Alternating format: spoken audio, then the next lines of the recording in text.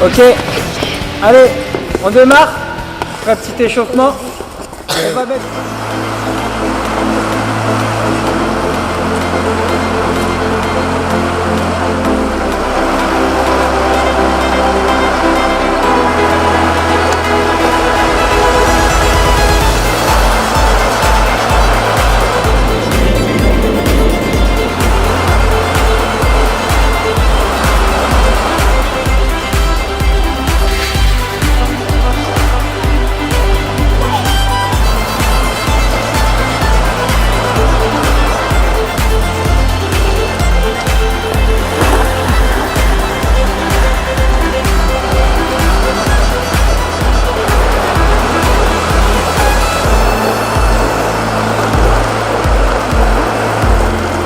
Ok, donc au final ça doit faire un S.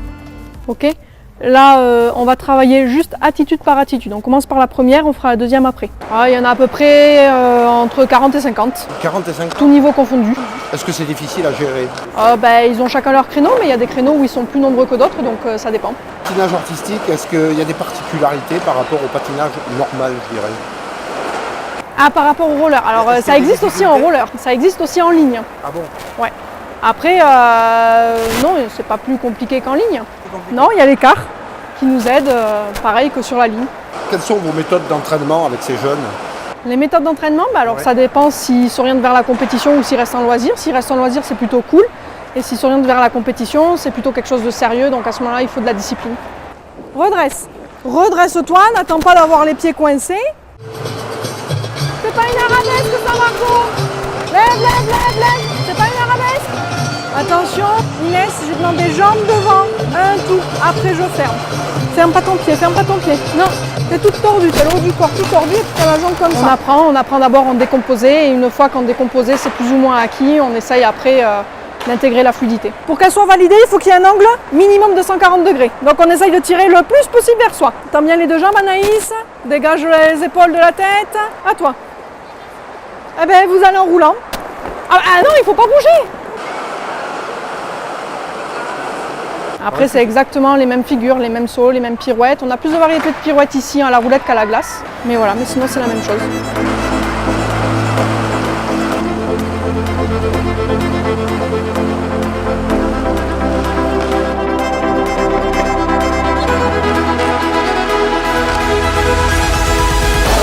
Comment vous détectez les jeunes dès le départ quand Suivant l'âge et s'ils se débrouillent bien et surtout s'ils n'ont pas peur.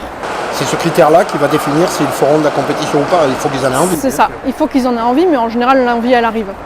S'ils sont motivés, s'ils n'ont pas peur, l'envie elle vient toute seule.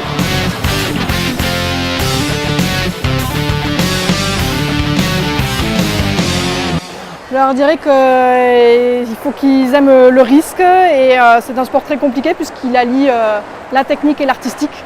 Donc il faut aimer et la prise de risque en technique et être très artistique, très dense.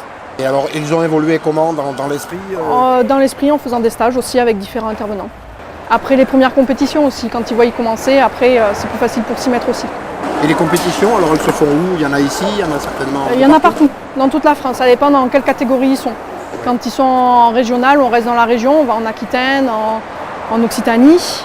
Et quand ils sont en national, là on peut aller jusqu'à Lille, Tourcoing, dans toute la France, on voyage. Il y en a une vingtaine. Une vingtaine? Voilà. Et alors vous partez souvent avec elles? Oui, on part, on est parti le week-end dernier pour la première compétition de l'année. Voilà, prochaine compétition au mois de mai. C'était où? C'était à Cestas, en Aquitaine. Et comment elles se sont débrouillées Très bien. Après, il y avait ceux qui connaissent parce que c'est pas leur première année, donc on a eu des podiums. Et ceux à qui c'était la première année, et donc c'était un peu plus timide, donc forcément la première expérience, bon, voilà. Mais dans l'ensemble, c'était bien, satisfaisant.